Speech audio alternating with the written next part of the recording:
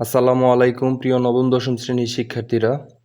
আজকে আমরা হায়ার ম্যাথের অসীম ধারার সপ্তম অধ্যায়ের মোস্ট ইম্পর্টেন্ট 100% কমন পরীক্ষাতে আসবে এই প্রশ্নটা আজকে আমরা সমাধান করব খুবই সহজ উপায়ে। প্রশ্নটা হচ্ছে অনুশীলনী সপ্তম অধ্যায় অনুশীলনী প্রশ্ন 13 বলা হয়েছে এক্স এর উপর কি শর্ত আরোপ করলে 1/x plus 1 plus 1/x plus 1 whole square plus 1/x plus 1 whole cube plus dot dot dot ধারাটির অসীমতক সমষ্টি থাকবে এবং সেই সমষ্টি নির্ণয় করো। এটা আমাদের বলা হয়েছে, এটা আমরা সমাধান করব। এটা সমাধান আমরা কিভাবে করব? আমরা প্রথমে কি লিখব? সমাধান। তারপরে এটা হইতেছে আমাদের ধারা 1/x plus 1 plus 1 divided x plus 1 whole square plus 1 divided x plus 1 whole cube plus dot dot dot এখানে প্রথম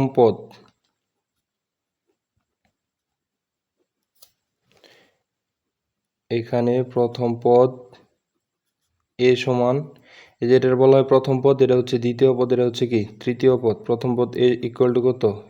1 ডিভাইডেড x প্লাস কত? 1। তারপরে সাধারণ অনুপাত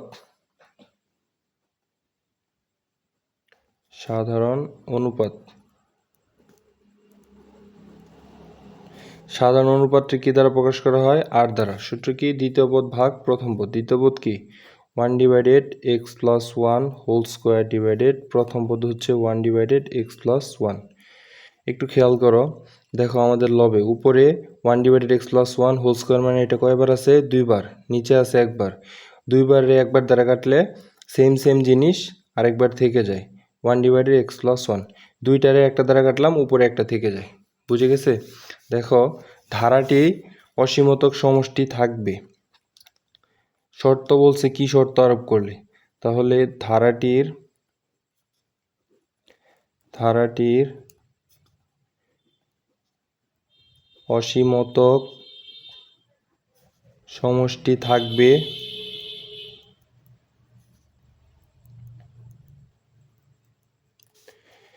যদিও কেবল যদি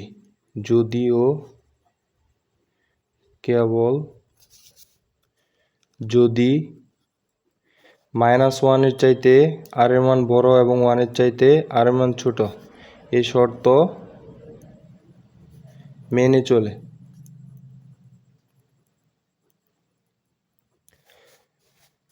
তারপর লিখবা r এর মান বসিয়ে পাই।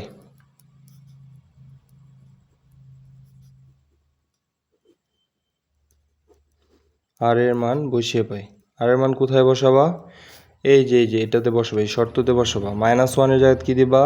-1 এর জায়গায় -1 দিবা। স্মলার দেন এর জায়গায় স্মলার দেন। আর এর জায়গায় কত দিবা? আর এর জায়গায় দিবা 1 ডিভাইডেড x প্লাস 1। এই যে তোমার আর এর মান হচ্ছে 1 ডিভাইডেড x প্লাস 1, এইটা এই যে এখানে বসাই দিলাম। তারপরে হচ্ছে স্মলার দেন এর জায়গায় স্মলার দেন, 1 এর জায়গায় 1 দিবা। তারপর হচ্ছে হয় দিবা, হয় এই যে এইটুক নিবা।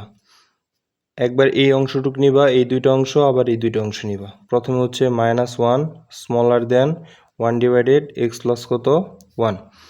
তাহলে এই স্মলার দেন গ্রেটার দেন ইকুয়াল এর মতো কাজ করে, অর্থাৎ সমানের মতো কাজ করে। এর জন্য আমরা বা দিব অথবা এরও চিহ্ন দিব। ভগ্নাংশ, এটা নিচে মনে 1 আছে, এটা ভগ্নাংশ আকার আছে, আমরা ভগ্নাংশটাকে উল্টিয়ে দেব। তাহলে মাইনাস 1 আছে, 1 এর নিচে 1 এর উল্টাইলে কত হয়? 1ই হয়। এটা যা আছে তাই।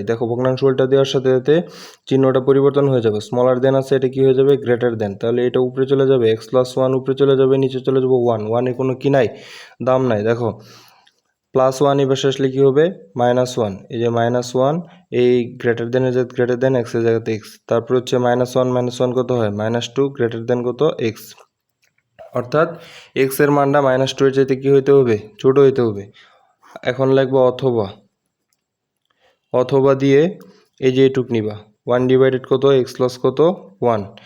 স্মলার দেন কত 1, এখানেও ভগ্নাংশকে উল্টিয়ে দিবা, এক্স প্লাস 1 কই চলে যাবে উপরে, নিচে চলে যাবে কত 1, 1 দাম নাই, চিহ্ন এদিক আছে এদিক হয়ে যাবে, 1 উল্টে দিলে 1 হয়, প্লাস 1 বেশি চলে গেলে কি হবে -1, তাহলে এক্স গ্রেটার দেন 1 -1, তারপর হচ্ছে এক্স এর জায়গাতে এক্স থাকবে, গ্রেটার দেন 1 থেকে 1 চলে গেলে কত থাকে 0। তাহলে আমাদের বলা হয়েছে কি প্রশ্নে যে এক্স এর উপর কি শর্ত আরোপ করলে ধারাটি অসীমতক সমষ্টি থাকবে। আচ্ছা আমরা দুইটা শর্ত পাইছি, একটা হচ্ছে -2 greater than x, x greater than 0, অর্থাৎ এক্স এর মান 0 চেয়ে বড় হইতে হবে, -2 এর চাইতে এক্স এর মান কি হইতে হবে ছোট হইতে হবে। তাহলে তুমি কি লিখবা, নির্ণয়ের শর্ত, নির্ণয়ের শর্ত, শর্তটা তোমার কি হইল, একটা হচ্ছে -2 গ্রেটার দেন এক্স এবং আরেকটা হচ্ছে কি এক্স গ্রেটার দেন কত 0, এই দুইটা শর্ত তুমি পাইছো।